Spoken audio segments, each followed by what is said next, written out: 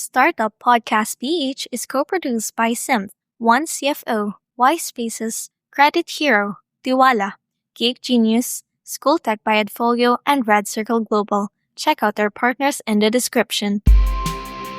Welcome sa Startup Podcast PH, inspiring more Filipino entrepreneurs and innovators. Live tayo ngayon sa Y Spaces PGC, our partner coworking and event space. And we have a special episode. We have Global Growth Guide, guiding entrepreneurs to successful expansion. We have the founder, Edna Carrillo. Hello, Hi, good Edna. afternoon. Kamusta po? Mabuti. Salamat for inviting us here. Ayun. Very interesting, you've been building the product. You've been building Global Growth Guide to help entrepreneurs, Filipino entrepreneurs, to US expansion. And I'm sure kasi maraming mga startup founders, mga business owners sa Pilipinas, of course, we want to be successful here in our country, but meron tayong dreams minsan of going outside pa the country, as they say nga, going global. So, be the king locally and then go global. Ayun. But siguro I'll let you do the introduction po, Miss Edna. So, sige, ano nga po ba ang Global Growth Guide? Okay, so basically Global Growth Guide is an online education company, and our signature course is called Start a US Business from Abroad. And when I say abroad from the US, hindi abroad from the Philippines. So for example, Filipino ka, pwede kang magkaroon ng negosyo sa Amerika kahit na hindi ka Amerikano at kahit wala ka doon. So we basically also provide registration services. So hindi lang namin ine-educate yung mga business owners kung paano magkaroon ng business sa Amerika from the Philippines. Kung halimbawa wala silang time or hindi sila confident na sila mismo yung mag-register, we provide the registration services for the business owners also. I'm pretty sure sa mga nakikinig nito, marami kasi usually at the end of the conversation when I talk with startup founders, I usually ask the vision. Parang what do they see in the next 10 years, 15 years? Many of them say, kumbaga, they want to try markets global. They want to expand outside the Philippines. Pero pag iniisip ko, ano nga ba? I mean, how do they actually do that? Of course, mahabang proseso yan. Basically, you have to start with registration, and then how do you market? How do you build an online store, for example? Even if nasa Philippines ka nga, right? Kumbaga, you can also do, for example, you have a tech product or maybe an online book or whatever, online, or maybe a SaaS, something like that. Pwede mo siyang i-build and i-operate on another country while still in the Philippines, right? Yes, that's correct. And actually, I think doon papasok si Global Growth Guide. Is Yes, that right? that's correct. I'm pretty sure this will resonate with many startup founders. In today's digital world, your organization needs more than just technology. It needs a strategic partner.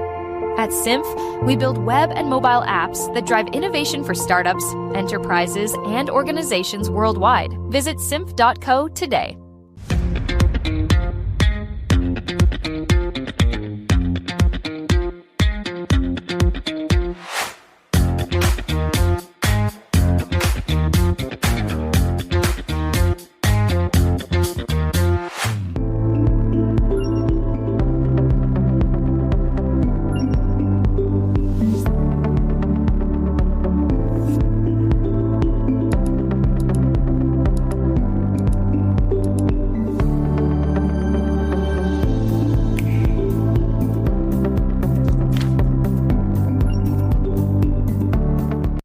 Still filling out loan applications for your business?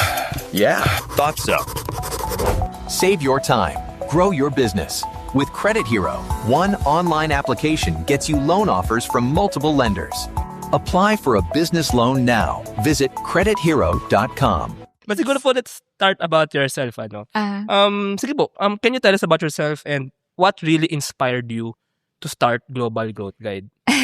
So medyo mahabang story ito kung paano ko nasimulan yung Global Growth Guide. And I'll start with my career in the Philippines. So just like everybody else, I started as an employee. I initially started for a retailer called Macro. Now, it's gonna show my age kasi sarado yung Macro ngayon. Pero you mean the store? the wholesaler, yes. Although I think babalik sila. Nabutan ko yan. Tsaka I like going there before nung nag-open siya sa, if I may imatin lang, sa Cubao, sa Okay. EDSA.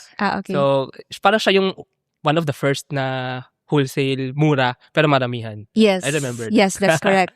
So I started my career with Macro. After that, Rustan's Supercenter, which handled the brands Rustan's Supermarket, Shopwise, as well as Royal Duty Free.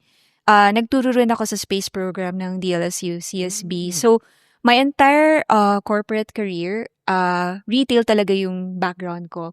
So, naturally, dun talaga nag-revolve yung lahat ng ginagawa ko. Now, around 2010, something like that, that was my last corporate job in the Philippines. Doon ako nag-start mag-consultancy sa ibang bansa. Now, this was also the start of e-commerce abroad. And needless to say, nauna siyang mag-boom sa US, eventually Europe as well as Australia. Now, you have to remember that when everybody started, hindi mo masasabing expert kasi nangangapa pa lang lahat ng tao, 'di ba? So they basically got consultants from the retail industry, hindi necessarily e-commerce, brick and mortar. So I happen to have worked with several startups putting up their own Shopify store, or sellers sila sa eBay, sellers sila sa Amazon. They would get me as a consultant. I've worked with several companies from the US, Europe, as well as Australia. Tapos napapansin ko, karamihan sa kanila, bata. Like, as young as 18. Merong iba, maybe 25. Sobrang rare yung medyo kaedad ko. So, that pretty much inspired me to put up my own Amazon store. Kasi naisip ko na kung kaya ko silang i-advise on how to run their e-commerce business, baka kaya ko ring magtayo ng sarili kong Amazon business. It wasn't easy in the beginning in the sense that a company like Global Growth Guide wasn't existing before. So, magre-research ako, mag-google ako, tapos may sasabihin sa akin information, tapos mali naman pala. So, parang honestly, I spent so much time. I spent, I don't know, at least 6 months trying to figure things out. Registration pa lang yun Wala pa hindi pa ako nakakapag-register sa Amazon. Hindi ko pa natatayo yung Shopify store ko. And so on and so forth. Took me about 6 months. Spent a lot of money because of my mistakes. It's not really because mahal mag-register. Ang dami ko lang talagang maling ginawa. And so yeah, 6 months after, I was able to put up my own Amazon store. That was around 2017. So by next year, 10 years operating na yung both Amazon store ko tsaka yung Shopify store ko, which is operating in the US. Eventually, okay, so hindi siya actually eventually. While I was operating my own e-commerce store, a lot of my previous clients still would, contact me, asking me questions on how to, and it's pretty much everything about, retail business. Ang background ko kasi is merchandising and supply chain. So, madalas, marami silang tanong in the sense that, I'll give you an example. So, one of my previous clients is actually a doctor. So, hindi niya background, yung retail, wala siya talagang alam that time sa merchandising, sa supply chain, etc., etc. And so he needed somebody to, I guess, coach him. And so that pretty much made me start Global Growth Guide in the sense that I knew that I cannot do consultancy anymore because I already have my own stores. And so naisip ko, i-record ko na lang lahat online, tapos i-play na lang nila yung mga classes from the website. Now, as I mentioned earlier, our signature class is Start Your US Company from Abroad. The reason why this is the one that I guess we're highlighting is because this is I wouldn't say most difficult part of doing the business, pero dito kasi maraming confusion.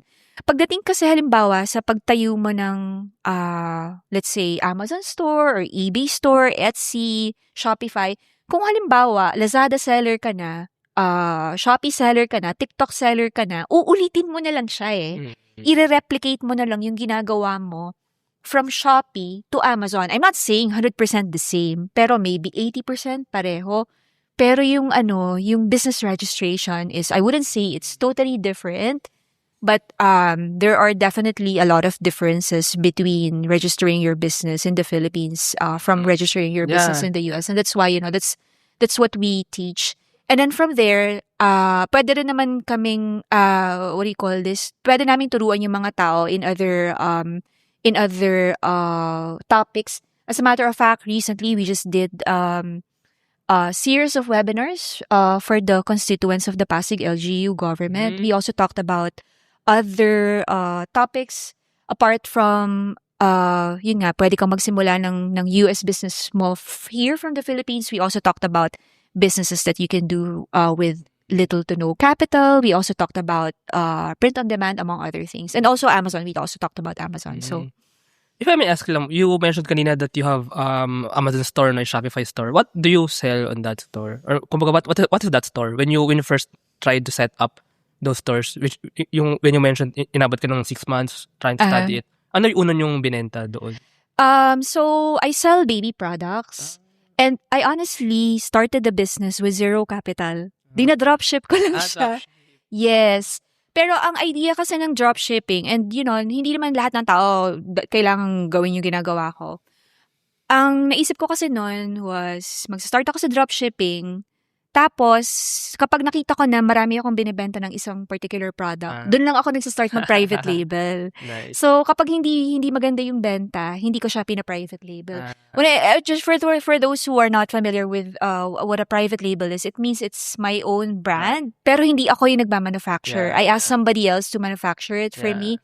So currently, I source from 2 countries. I have a private label that I source from Taytay. Because remember, I sell baby products. And so I sell some, baby clothes on Amazon. And then I also source a bunch of my products from another country. Oh, this actually is super interesting. Parang I see, for startup founders who are listening, you might be a professional, parang a doctor nga or some professional, you have a skill, or you have a certain product that you may want to sell globally. Pero pwede rin yung wala kang actually product, but you are good in e-commerce, in retail, and you want to explore markets nga, or kumbaga selling, or commerce, kumbaga, in another country. So, Global Growth Guide, maybe kumbaga, as basic as expanding whatever business you have in another market, in this case, the US market. Yes, right? and with whatever skill you have, you literally don't need to have, hundreds of thousands of capitals or maybe even millions. Because with me, I literally started with zero. Yun nga, amazing. And the good thing about, apart from the fact that, you can start a US business from the Philippines, I can give you one example that's going on and one that can potentially go to the US. Okay, I'm not gonna mention the political party, but you know how in the US there are some rabid political parties, right? And they sell a lot of merchandise of that particular party. Alam mo ba na yung biggest seller ng merchandise sa US nung party na yon is not even from the US. The guy is based in Turkey. The guy is not even American. Pero siya yung pinaka-successful na seller ng merchandise ng political party na yon. And the thing is, they hate immigrants, but what little do they know that the hats and shirts that they're buying are not even owned by a company that's owned by somebody who's American. It's just really funny. Interesting. But, yeah. I mean, if and that guy is good at understanding the market ng US. Yeah, and the psyche, alam niyang bibili. Yeah. So, ayun, nanggawa siya ng mga shirts and mga hats. I think alam mo na kung sino yung sinasabi ko. And before this conversation, I told you that I'm actually an avid watcher of your podcast, and I could see a lot of potential in the previous previous businesses that you have featured, like Be Good. Do you remember the one from Quezon? Wow. Yes. Yeah. So, it's the type of product that will definitely sell in the US. I know, you know why? Because remember, I started as a consultant. I did start as somebody selling myself. So nakita ko na lahat ng categories. Meron akong research tools. I know what's gonna sell or not. And nung nakita ko, nung na-discover ko yung podcast, sabi ko, parang 80% yata ng kliyente ng podcast, pwedeng mag-expand sa US. Wow, and this is a perfect match. I mean, if I may lang kasi, well, here at Startup Podcast, well, we inspire and we also showcase Filipino products all around the country. I actually go around the country. Napakadaming Filipino products. For example, yung kay Be Good Agri-Ventures. They have very Filipino, and research yun from the school in Quezon, SLSU. Food products. I think those are world class eh. Hindi lang siya nakakalabas kasi number one, wala pa tayong knowledge and expertise, but apparently, Global Growth Guide can help. And second, parang need talaga ng step-by-step guidance. But I really think the quality is actually world class. So maybe meron I think this is a perfect match. But anyway, let me go back lang po Miss Edna. Gusto ko lang balikan yung sinabi mo na natagalan ka like 6 months setting up your first store. Imagine for these startups, sila Be Good for example. Why exactly? Or parang what I want to ask is, anong problems exactly or anong challenges yung masasolve if they follow or if they learn from Global Growth Guide? Anong problems or anong challenges or anong obstacles, kumbaga, yung mawawala? So, posibleng mawala 6 months trying to study, trying to set up if they study Global Growth Guide. So, ano yung problems that Global Growth Guide is really solving, kumbaga, for them? Yeah, the biggest problem that we can solve with Global Growth Guide is actually the information. Tama yung information na matatanggap nyo sa amin. Kasi the problem with the internet these days is if you Google something, or maybe even if you use ChatGPT or Claude or whatever AI you're using, you'd be surprised that you can get 10 different answers for one question. And so, nakakalito siya. Nakakalito siya for a lot of people. Yun yung sinasabi ko na when I started my own business, nag-register ako nito, hindi naman pala kailangan, tapos mali pala yung tinatawagan ko na number, meron pala silang requirement na kailangan blue ball pen, pero merong particular na agency na kailangan black ball pen. So, alam mo yun, it's the little things here and there. And because I went through all those mistakes already, sinabi na namin yun dun sa webinar namin kung ano yung mga dapat at hindi dapat gawin and in what order. So yeah, so to recap, we are basically solving I wouldn't say lack of information, but we are solving basically incorrect information that you can find, or maybe too much information. Because like if you Google, you can find, I don't know, like at least 1 million websites talking about this, but they're not necessarily correct, and a lot of them are conflicting. And I guess the second thing also is that we'll be able to debunk a few misconceptions about putting up your business in the US. Like I always get comments like, oh, we're too small to do that. But that's just not true, because as I already said earlier, that I actually started my business in the US with literally zero capital. Wala akong inventory. I was recently invited to the UAE to talk to a bunch of students who wanted to put up like businesses in the US. Part yun nung I wouldn't say thesis, because even us during college, instead of thesis, pinagtayo kami ng sarili naming negosyo. So, yun yung senior year namin. Ganun din sila. So, business students who were required by their university to put up their own business. Ganun din sila. Wala rin sila halos capital, but they majority of them chose to start a business in the US, even as students. So, hindi totoo na kailangan mong maging malaking kumpanya para makapagsimula ka ng negosyo sa Amerika kahit nasa Pilipinas ka. The other thing that we want to be able to debunk also is the fact na akala ng ibang tao complicated gawin. Naging complicated lang siya for me kasi nga mali-mali yung information online. Pero in my opinion, mas mahirap magtayo ng business sa Pilipinas. Bakit?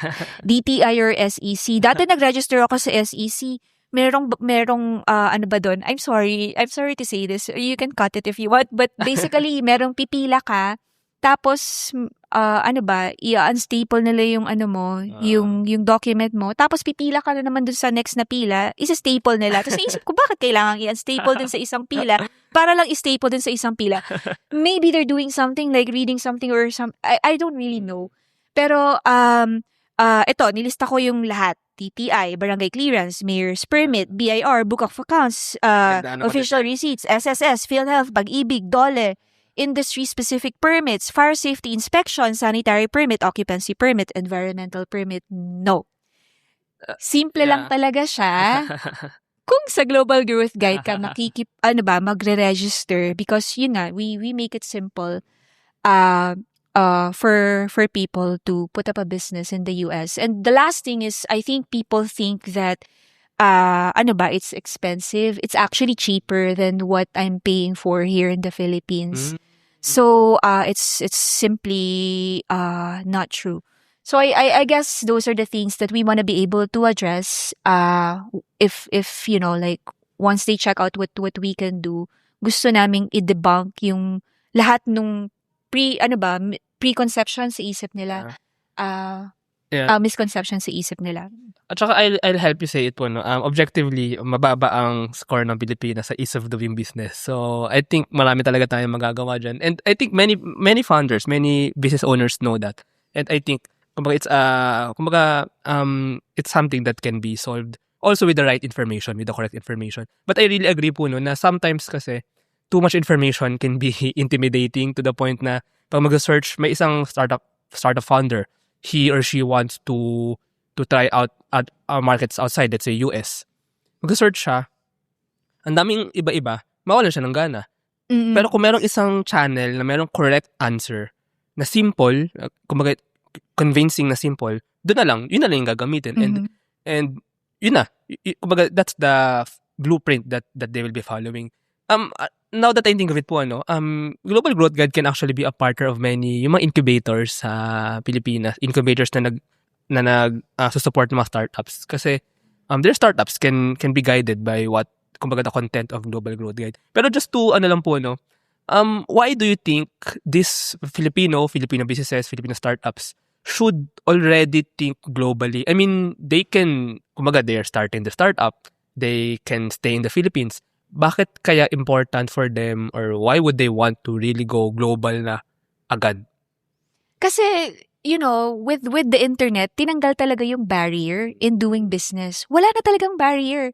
Kahit sino, kahit nasa bukid ka, nakapajama ka, nasa kwarto mo ikaw, pwede kang mag-business internationally. And, again, I know that we're basically focusing on the US because it's currently the biggest market in the world.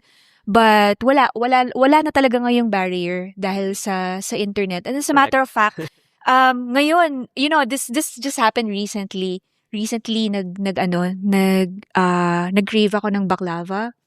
Walang baklava sa Tagaytay. Naghanap ako online na deliver within 4 hours, same day. Yeah. Tapos recently I also ordered an artwork from a Palestinian artist. I ordered it on Etsy. Imagine, war-torn country ang Palestine, pero nakapag-order pa ako ng painting all the way from Palestine. So, my point is, wala na ngayong barrier sa pagnenegosyo.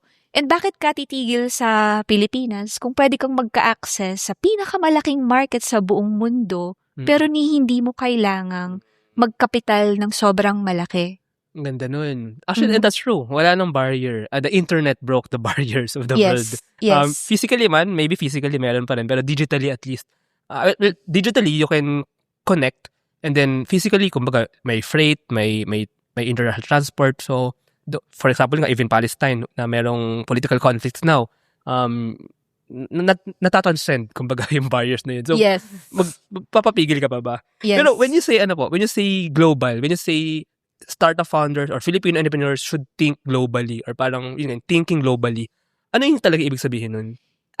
Okay, so when you talk about global, ang iniisip lang ng tao is selling globally, doing business globally, marketing globally, pero it actually goes beyond that. It can also mean hiring people globally. So for example, for me, my developer is actually from Morocco.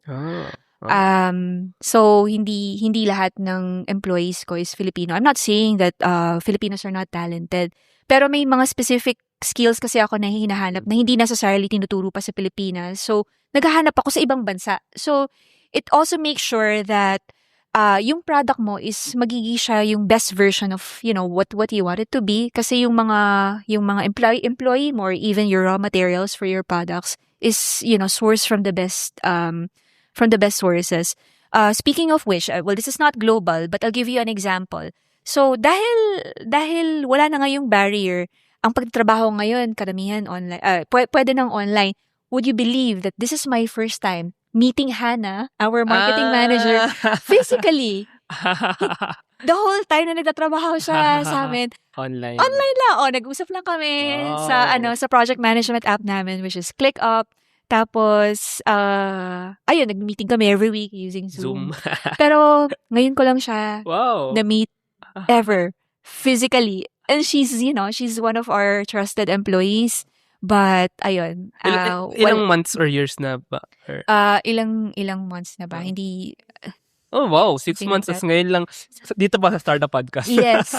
I guess my message is, like, a lot of people build a business and then, ang nasa isip nila is, I can be a business which can have, foreign clients or foreign customers once in a while.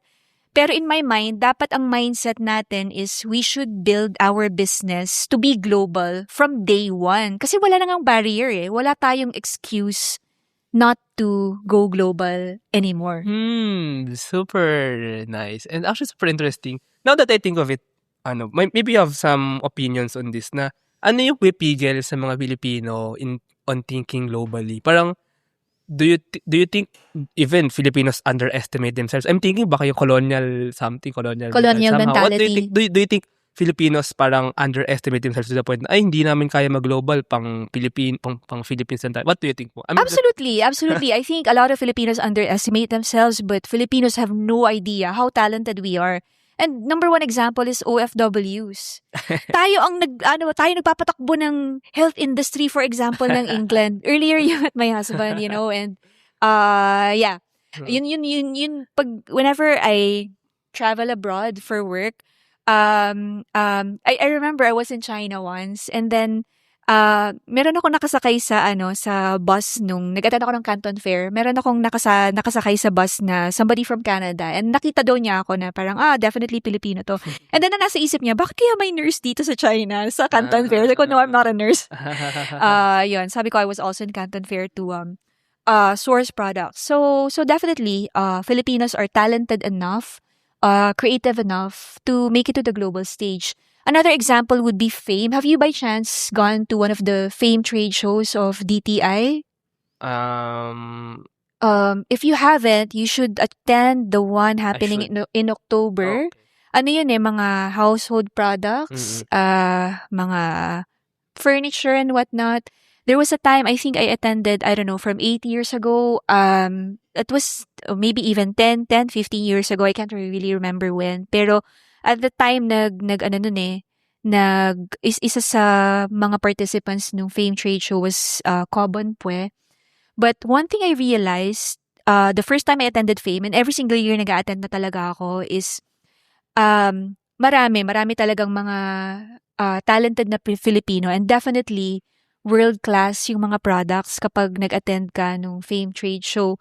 Another thing would be independent contractors. Ngayon, yung virtual assistant industry, booming yan sa Pilipinas. In fact, I don't know if you've heard this, pero I think may nabasa ako noon or na panood na documentary that the VA industry is now the new OFW industry in the sense that they earn not if not as much, pero halos malapit sa kinikita ng mga OFW. Pero bakit tayo pinagkakatiwalaan ng mga companies from, developed countries? It's because we have the skill, we have the talent to make it to the world.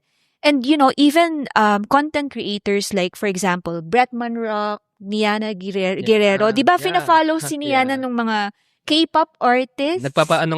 Subtitle ng English para maintindihan din ng foreign. Oo. So, we definitely have the skills, the talent, and we have the products to make it to the world stage. Karamihan lang ng mga Pilipino hindi alam na pwede pala akong magtinda sa Amerika kahit nasa bukid ako at nakapajama. Trust the digital future with Twala. Secure and tamper-proof digital signature. Electronic notarization service. And custom AI agents for intelligent document workflows. Visit twala.io to learn more. Meet Lala, a freelancer who chose Gig Genius. Unlike many platforms that make freelancers pay just to apply, Gig Genius was built to put skills first, not spending. No pay-to-apply barriers, no bidding fees, just safer opportunities through dual system verification. Ready to experience the difference? Visit giggenius.io and join Gig Genius today. Yeah. Speaking of Niana, no, I mean, she's a Filipina, but kumbaga, she just makes dance videos on TikTok, Instagram, but actually that skill is actually world class, no? So, and demanda siya actually ng audience anywhere in the and just to add lang po, no, actually Filipinos are kumbaga binubuhay nga ang healthcare industry, pati yung mga but if it yung sa Middle East, construction, yung mga ang daming architecture. Actually, I've heard na maraming mga VA ngayon online ay nandun na rin sa construction industry, yung mga construction management.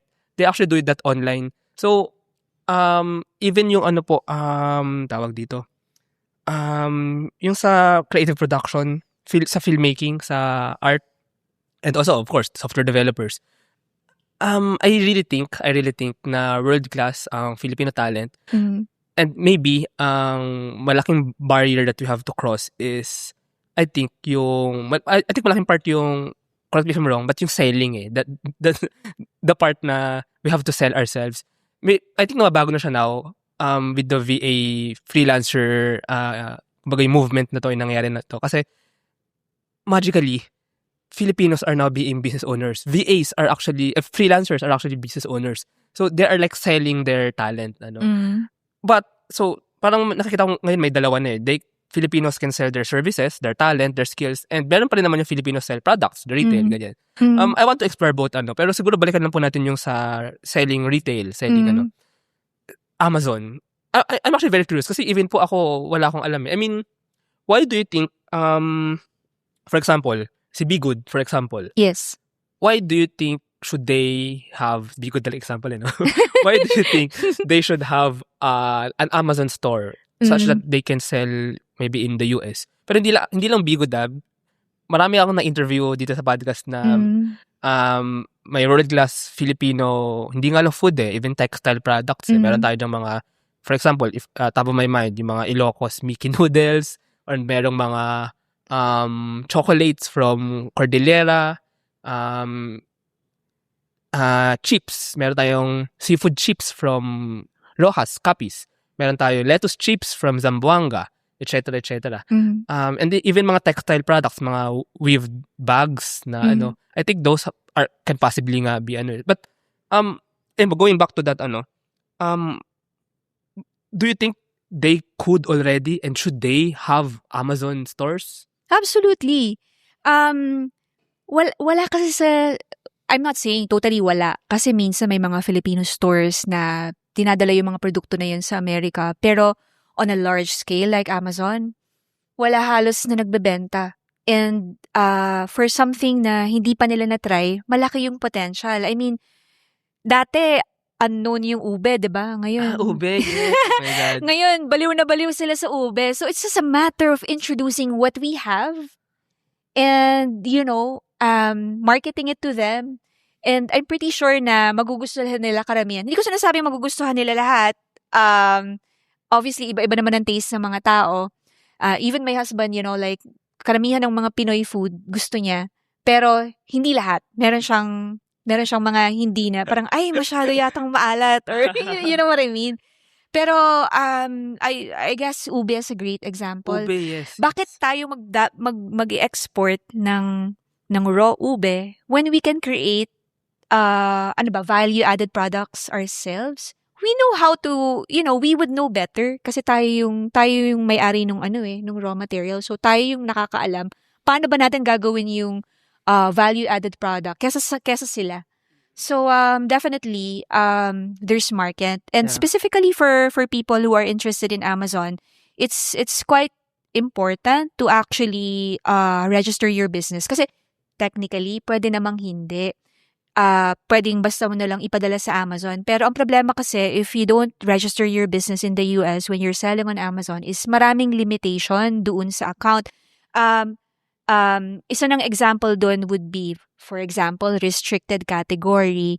When you say restricted, ito yung mga produkto na kailangan ng extra step para makapagbenta ka. So, one example is food. So, restricted category yan. Kailangan mo ng extra step. Hindi ibig sabihin na mas mahirap. Hindi ibig sabihin na, syempre mas tatagal kasi may extra step. Pero kapag hindi ka kasi registered, hindi ka pwedeng pumasok sa restricted category. The category that I'm selling at now, baby category, it's actually also restricted. And so, because my business is registered, nakapasok ako doon sa baby category. And yung mga tao kasi, iba-iba yung view nila pagdating sa restricted category. May mga nagsasabi na, wag mong pasukin yan, mahirap yan. I don't share the same opinion kasi when you enter a restricted category, mas konti ang competition. So, mas malaki ang kita. Mas malaki yung kita. Kumbaga, if nakapasok ka doon sa niche na yun and you know the details, you own that market. It's not even like it's difficult kasi mabilis lang talaga. When I'll give you an example but I'll ask you a question first. When you registered your business in the Philippines, how long did it take you to register it? Total? To be honest, yung pag-register, well, I had to commute. Madali lang siya. Pero yung inaral ko lahat, yun yung matagal din. Well, I'm from the province kasi outside Manila ko. So I registered. So mas mabilis doon, yes. Mas mabilis ata, medyo madali naman. Tsaka meron part na online. For example, the DTI one was mabilis. online. Ayan. So, but inaral ko siya. Yun yung pag-aaral yung matagal actually. Ayun. So. Kasi ako, before, nag-register nga ako sa SEC, parang pabalik-balik, walang katapusan. Pero, yung 67% ng permit, same day, pwede naming i-release. So, mabilis lang siya. So, it doesn't really matter kung may mga extra steps kasi ang bilis-bilis lang talaga siyang gawin sa US compared to the Philippines. Now that I think of it, Miss Edna, I think really perfect kayo to be matched sa mga incubators, yung mga technology business incubators, while they themselves help sa registration. Iba pa rin yung guidance and knowledge na madadala nyo, especially kung meron dong mga businesses na gusto mag-go global. For example talaga, be good again, pero naisip ko lang po kanina yung ube. Kasi, parang a few days ago lang, may napanood akong video, UK YouTuber. Nagtatay sila ng mga Asian snacks. And then, rinarate nila yung tier. And then, yung ube, may ube, kasi it's from the Philippines, Asia.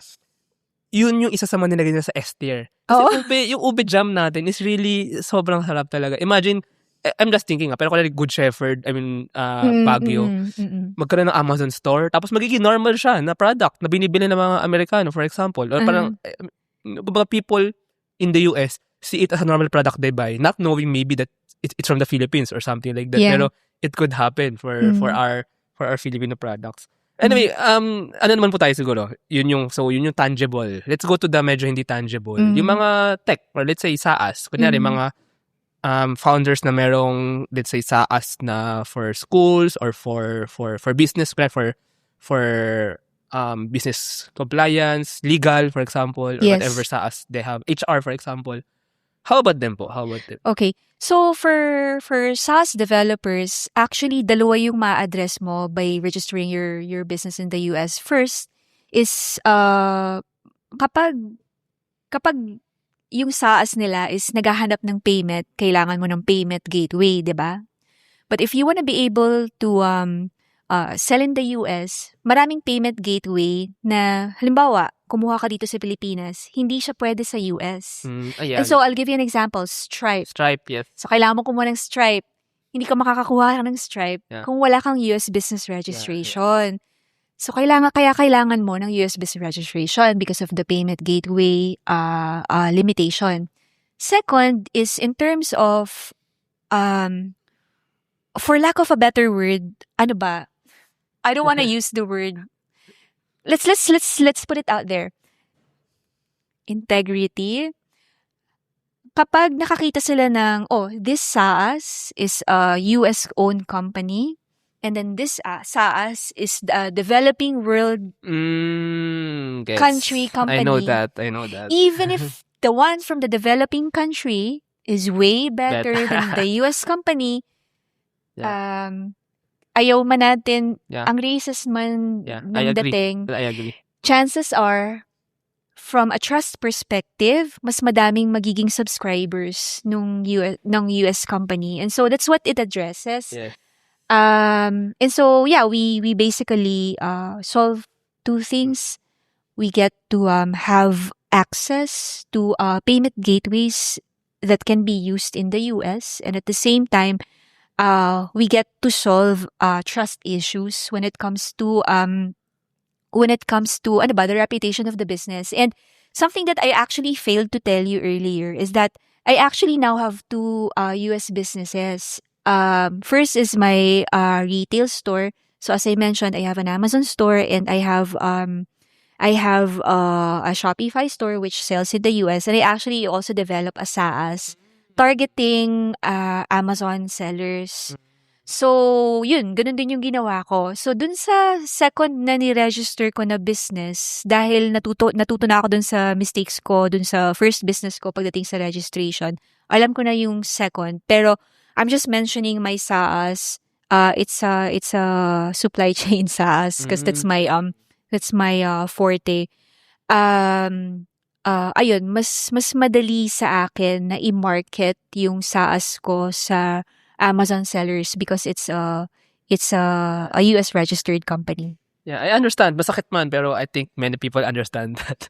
How about for freelancers? Because I think ganun din somehow meron din yung issue nung I think palagi usapan to na freelancers, VAs for example, they're actually not being employed, or they don't, kumbaga yung transaction, some are registered here, some are not.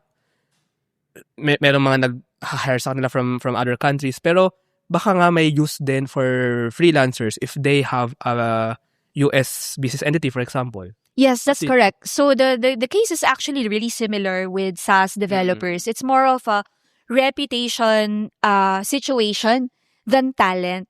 And also, like, if you're an independent contractor kasi, ang understanding is mag-isa ka lang. But if you're a US registered company, merong dating na madami kang empleyado.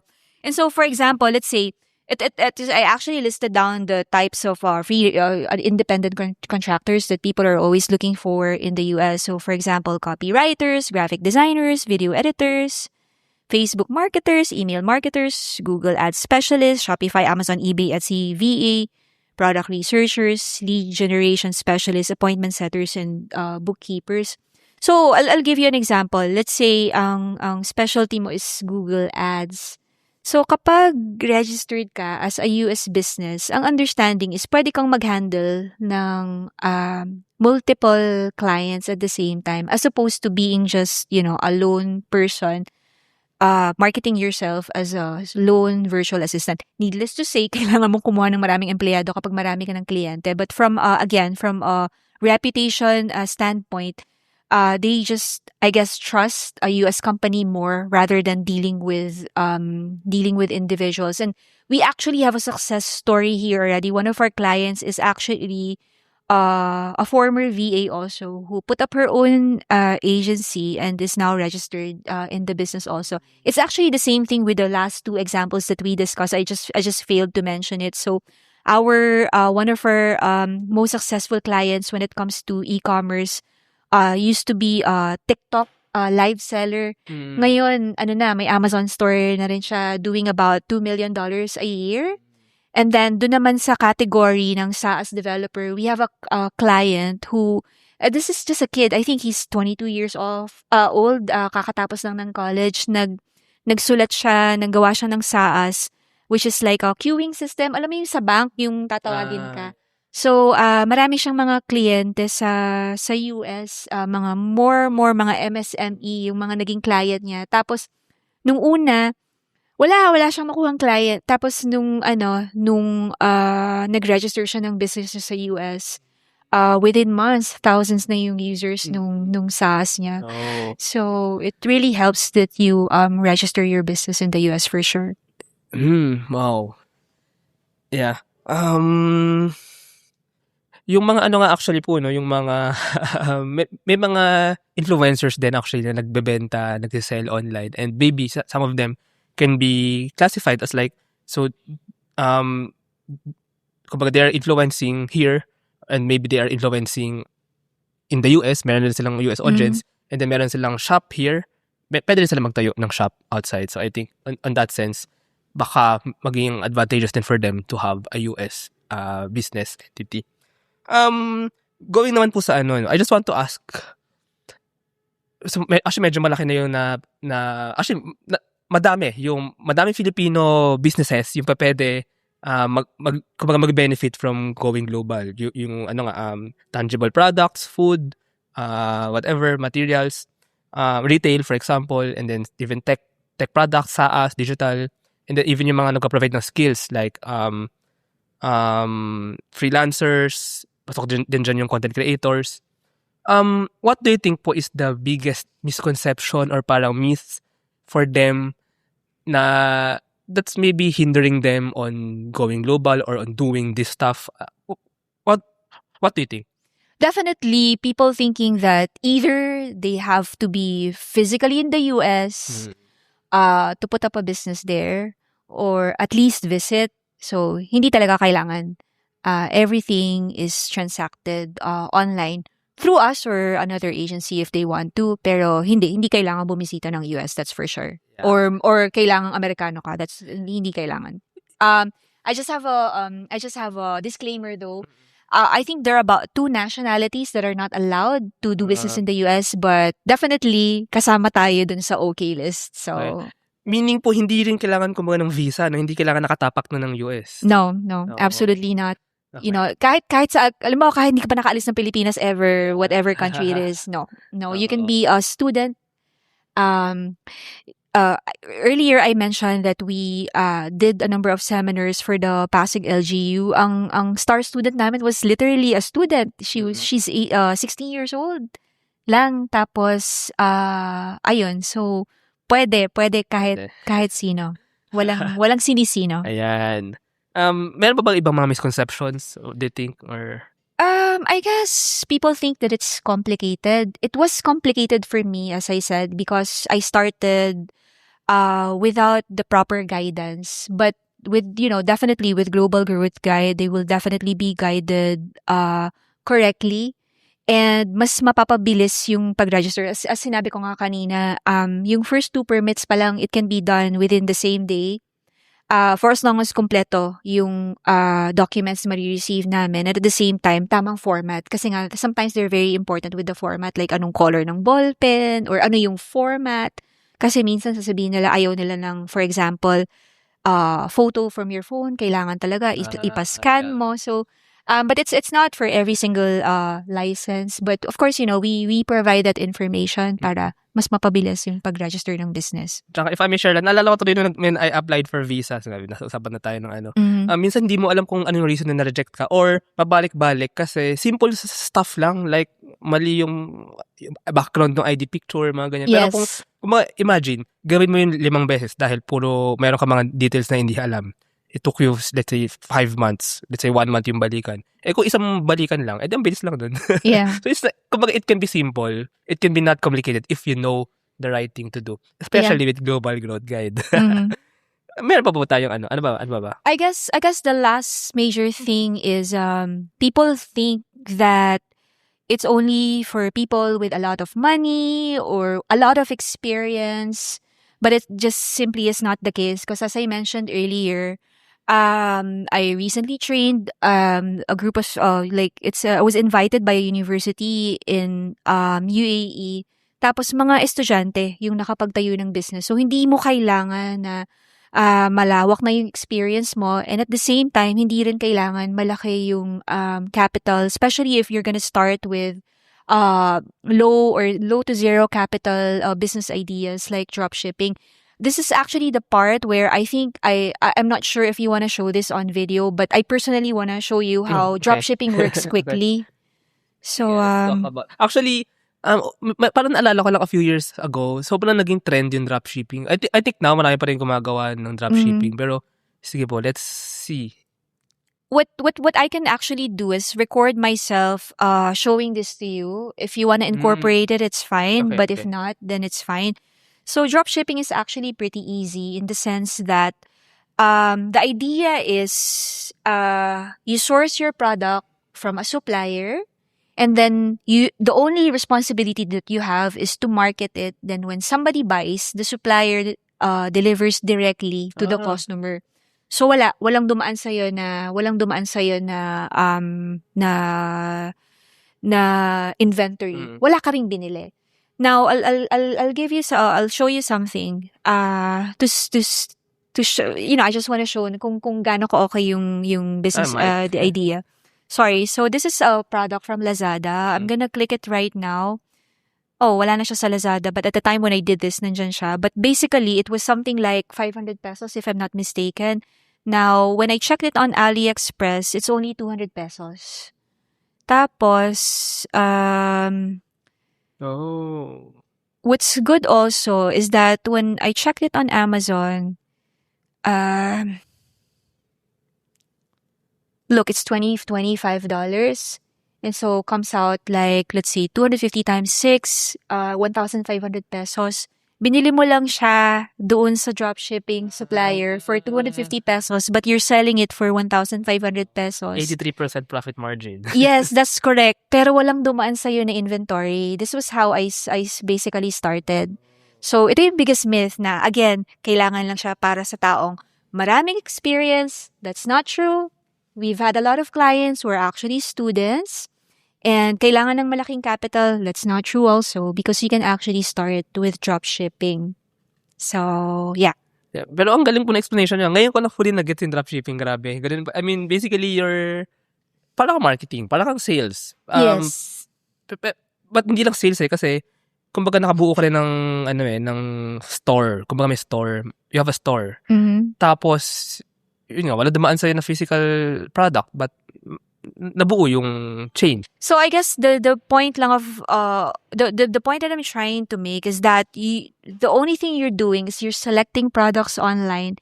It gets populated in your store and then you just have to market it. Mm-hmm. Zero inventory. So anybody and everybody can do it. Yeah. Kahit yung mga pinsan mong maliliit, kaya siyang gawin. And as I mentioned earlier, ang star actually nung recent seminar namin with the Pasig LGU is actually the youngest one in the group. Siya yung pinakamaganda yung nagawa ng mga products among everybody. Via dropshipping or like? We actually also discuss print on demand kasi pwede kang mag-design sa print on demand. So, ayun. Yeah. But I mean, dropshipping actually is very simple lang. I mean, not that simple of course. Meron siyang complications. I mean, there's a required skill pero basically, you can create your own store. Pili ka na naman gusto mo ibenta. Pwedeng walang dumaan sa'yo. Pili ka naman gusto mo i-resell at a higher price. You create a store for that.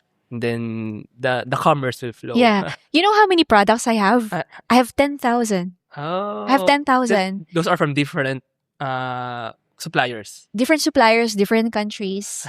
90% drop shipping, 10% lang yung private label doon. So, but when I started, I really literally started everything with dropshipping kasi medyo takot ako noon na mag-invest.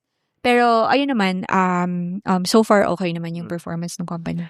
And so even Filipino entrepreneurs, startup founders can try out dropshipping. Let's wrap up na po this conversation. Sure. Kumbaga magbigay na tayo ng mga, let's talk about advices or parang mga... Yeah. Pero ito muna po. What do you think is the biggest mistake that entrepreneurs make? Maybe in going global, for example. I think analysis paralysis. Maraming tao yung aral, analyze. Walang nagagawa. One thing that I always say to startup founders is that done is better than perfect. And then, like you perfect the product or the service along the way. Kahit nga sa mga SaaS developers, may tinatawag tayong MVP, di ba? Hindi nila nilo-launch yung product nila na complete na. You launch it with, your a minimum viable product. Ganun din pag physical product. Start with something that's good but not perfect. And another thing, I guess that I wanna say that's goes along the same lines is like entrepreneurship in a way is like jumping off a cliff and building your aircraft all the way down. So hindi ko sinasabing don't prepare, but I guess all I'm saying is that kapag okay yung product, talon ka na and then i-improve mo siya along the way. So I think yun yung pinaka malaking mali na nakikita ko. I always keep on coming back to the Pasig seminar that we did for the LGU kasi may nakita ako doon na ano siya, graphic artist siya. Tapos ang ganda ng mga designs ng product na pinakita niya sa akin. Pero hanggang ngayon, hindi siya maka-launch kasi nag-a-analyze pa rin siya. Tapos sabi ko, maganda to. Sabi ko, competitive yung presyo mo. Kailangan mo na lang magsimula kang magbenta. Pero hanggang ngayon, hindi pa siya nakakapagsimula. Because all he's doing lately is analyze. And that kind of stops him. And then the other thing is always looking for the, I guess, cheapest supplier. That's one of the biggest mistakes also. Kasi kapag pangit yung quality ng produkto mo, hindi ka magkakaroon ng repeat business.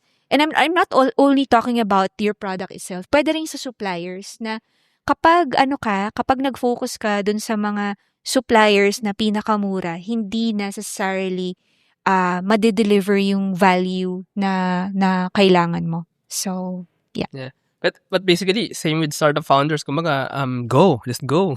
Yeah. And then learn along the way. Yes, exactly. Education is evolving, and so are we. Introducing School Tech by Edfolio, your all-in-one school management solution. Built for schools of all sizes, School Tech bridges the gap between school and learning management. Driven by passion, School Tech makes educational technology accessible, affordable, and easy to use for schools everywhere. With an integrated approach, School Tech simplifies management across different departments and enhances efficiency in operations. School Tech transforms the way schools manage, teach, and learn. School Tech, taking school management solutions to the next level. Running a business? Make it smarter with Red Circle Global.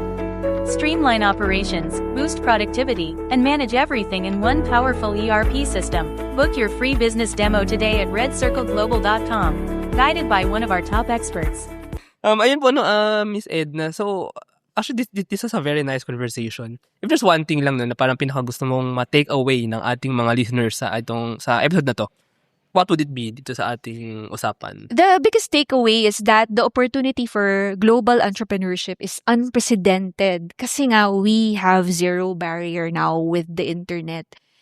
So go grab the opportunity and I guess start today. Start today. Literally, if you contact us today, tomorrow we can give you your license. So yeah, for as long as complete yung requirements. But yeah. Ayun. So, sa mga startup founders or business owners na nakikinig ng episode na to, go contact Global Growth Guide. Speaking of that, so how can our listeners nga po find more information? Maybe they want to contact you na. Maybe matagal na silang gustong magkaroon ng Amazon store, for example, or ng US entity. Di talagang they're just lost, no? So, how do they know more? How do they contact you? And balita ka po, meron kayong webinars or where can they watch those ba? Okay, so our website is globalgrowthguide.com. Pwede nyo rin kaming i-email sa marketing@globalgrowthguide.com. And then, so the webinars are there. You can take the webinars anytime and anywhere in the world. And at the same time, as I mentioned earlier, kung halimbawa hindi kayo confident dun sa registration, you can also ask us to do the registration itself. Just for your reference also, we actually partner with LGUs, universities, as well as business groups. So pagdating sa partnership namin with LGUs like Pasig, universities as well as business groups, seminars yung ino-offer namin doon. Kasi ang difference kasi ng seminar is pinapagdala namin ng laptop yung mga tao. Tapos, hands-on. Hands-on. So, for example, if we talk about, I know that I said that our signature class is starting your US company from abroad, but we also do other classes like drop shipping, print on demand. Right there and then, ginagawa namin ng produkto at online store yung mga tao para pag alis nila doon sa seminar, ititinda na lang nila the following day. So, if your LGUs haven't partnered with us, baka pwede nyo silang kalampagin. Kasi, ayun, nandito lang kami anytime. Willing kami na tulungan yung mga LGUs and as well as educational institutions to basically foster entrepreneurship. I think it's something that's, I guess, something that's not very Filipino yet. Karamihan ng mga Pilipino for now want to, for example, be a doctor or a lawyer, an engineer, or maybe work abroad. Pero hindi ganun kadaming Pilipino yung nagsasabi na, ay, gusto kong maging negosyante. And definitely, konti din lang yung mga Pilipino na nagsasabi na, ay, gusto kong maging global entrepreneur. And hopefully, with Global Growth Guide, with the help of Startup Podcast, can pretty much, inspire a lot of Filipinos, not only to be an entrepreneur, but as I said, also to become a global entrepreneur. Yeah, tsaka hindi lang tayo employee mindset, hindi lang tayo local, we're gonna be global entrepreneurs. Yeah, thank you very much po, Miss Edna. Actually, very inspiring, and actually, I want to share lang din, feeling ko, ang dami pa natin pwede matap, LGUs, institutions, education institutions, including nga po yung mga, as I've said kanina pa, yung mga incubators. Kasi they also have programs on, on fostering or kumbaga promoting entrepreneurship and innovation.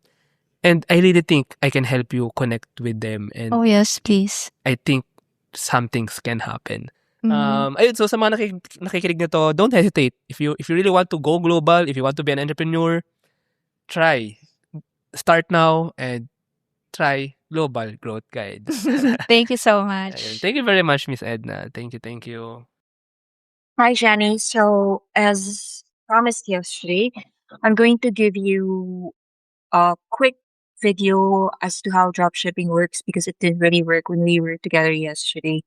And so, to recap, dropshipping is some business model in which you can sell products without keeping inventory. So, the way it works basically is I, for example, can contact a particular supplier if I could market their products, and then uh if there's agreement, um every time I get an order, the supplier um sells directly to the customer. So without showing how it works first, so for example, I wanna let's say if I wanna sell Lucky Me Pancit Canton on Amazon in the US, what I can do is to contact Mon Nissen. And again, every time somebody delivers on my Amazon store, Mo and Nissen can deliver directly to my customers. So this way, I don't need to keep inventory. Now, the reason why this is a really good business model is, like as I said, you don't need to keep inventory while keeping profit is at the same time. So this is a product that I saw on Lazada. So let's click it just for me to show you that it's an actual product. So as you can see, this is 489 pesos. Now, one famous drop shipping platform is AliExpress, and you can see that this is only 198 pesos. So if I were a Filipino selling on Lazada, I can earn about 400 pesos selling this product without even having to buy it. I just really have to sell it, uh, as mentioned earlier. Now, if we were to go to a better market, which is the US, this is being sold at 22.79, which is about $1,500. So the profit is about 1,300 pesos. And again, we don't need really to invest in inventory.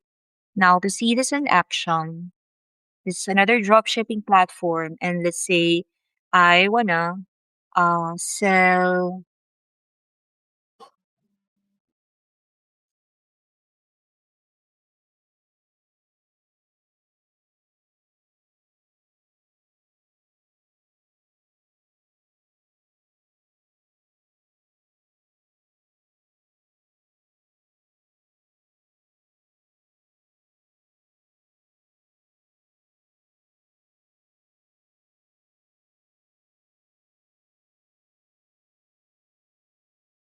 Let's say this one.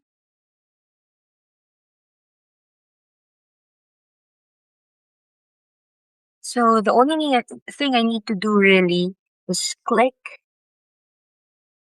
list.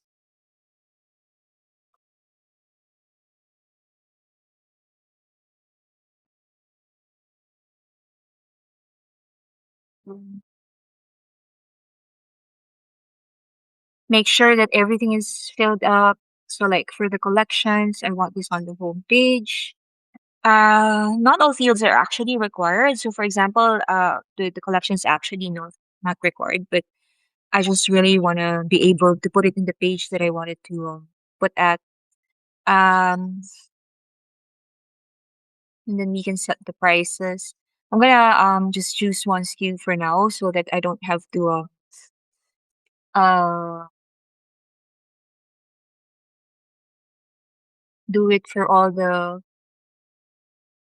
variants. Now, as you can see in my on my test website, there's only one product here, and so after I click list, you're going to see two products already.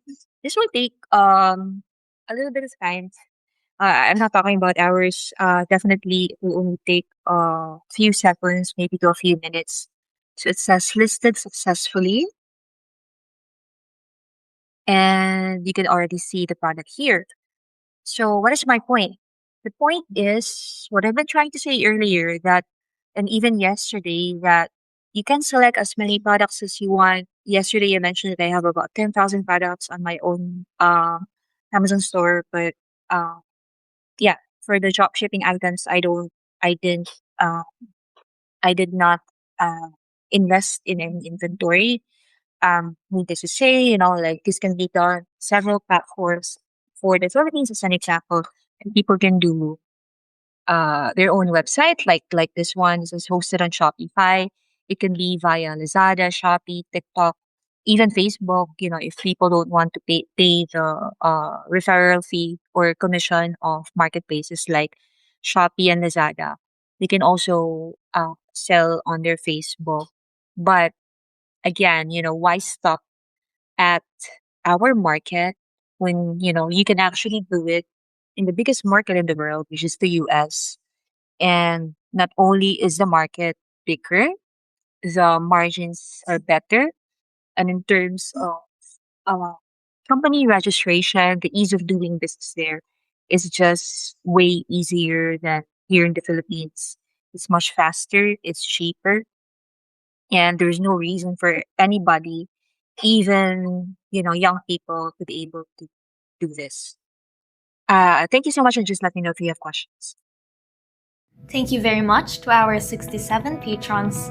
This episode is super powered by ASLEX PH Academy, our official e-learning partner. Get certifications on Lean Six Sigma, project management, data science, and more. Pahatid PH, B2B logistics solutions provider specializing in third-party logistics, micro-warehousing, and micro-fulfillment services. Digital Workforce Group, connecting Filipino professionals with global opportunities and helping businesses scale through recruitment, remote staffing, executive search, and more. Nascent Batteries, energy technology startup specializing in sodium-ion battery technology as a safer, more sustainable alternative to conventional batteries. Level Up Talent Solutions, delivering Lean Pro talents, highly trained, AI-ready, business-savvy professionals who plug into your operations and power your growth. Agile Data Solutions, the Philippines' fastest-growing market insights tech company with its data-gathering platform Hustle PH. Cloud CFO, expert accounting, tax, and payroll services for SMEs and startups, using smart technology to deliver actionable financial insights. Architect Space Solutions, provider of ground station services, space data analytics, and technology supplies to grow the Philippines' role in the global space ecosystem. DV Code Technologies Incorporated, IT solutions specializing in software development, blockchain smart contracts, digital wallets, and cybersecurity. Argum AI makes smarter decisions by presenting both sides of an issue as argued by two distinct AI models. Pixel by ePlayman, turn content into opportunity, grow deeper connections, and earn more. Only with Pixel. Sign up at pixel.eplayman.co. School of Profits, Filipino-led community for aspiring freelancers, VAs, agency builders, and online earners, built to help you start, grow, and earn online together.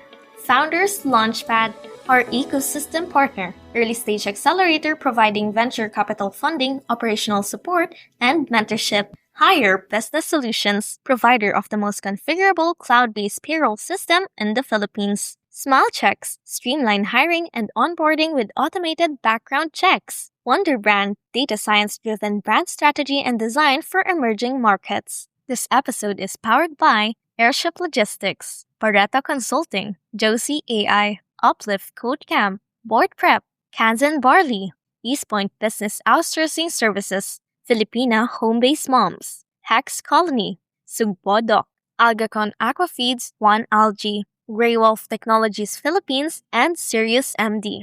Support the podcast through the links in the description.